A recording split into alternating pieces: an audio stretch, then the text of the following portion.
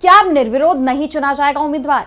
ये सवाल इसलिए उठ रहा है क्योंकि सुप्रीम कोर्ट ने केंद्र सरकार से कहा है कि वो चुनावों में निर्विरोध चुने जाने वाले उम्मीदवारों के लिए कुछ नियम बनाए। इन नियमों के तहत उम्मीदवारों को जीतने के लिए कम से कम कुछ वोट हासिल करने होंगे। जस्टिस सूर्यकांत और जस्टिस एन कोटेश्वर सिंह की पीठ ने ये बात जन प्रतिनिधित्व अधिनियम की धारा 53(2) की वैधता पर सुनवाई करते हुए कही।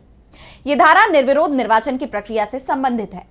सर्वोच्च अदालत इस बात पर विचार कर रहा है कि क्या निर्विरोध चुनाव में भी न्यूनतम वोटों की जरूरत होनी चाहिए। अधिनियम की धारा 53(2) कहती है कि अगर चुनाव में लड़ने वाले उम्मीदवारों की संख्या सीटों की संख्या के बराबर है तो निर्वाचन अधिकारी उन सभी उम्मीदवारों को जीता हुआ घोषित कर देगा।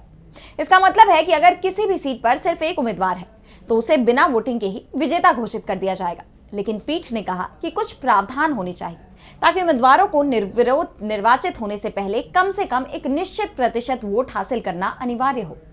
इसका मतलब है कि निर्विरोध जीतने के लिए भी उम्मीदवार को कुछ वोट तो मिलने ही चाहिए। अब देखना होगा कि केंद्र सरकार और चुनाव आयोग इसको लेकर कोई नियम बनाते हैं या नहीं।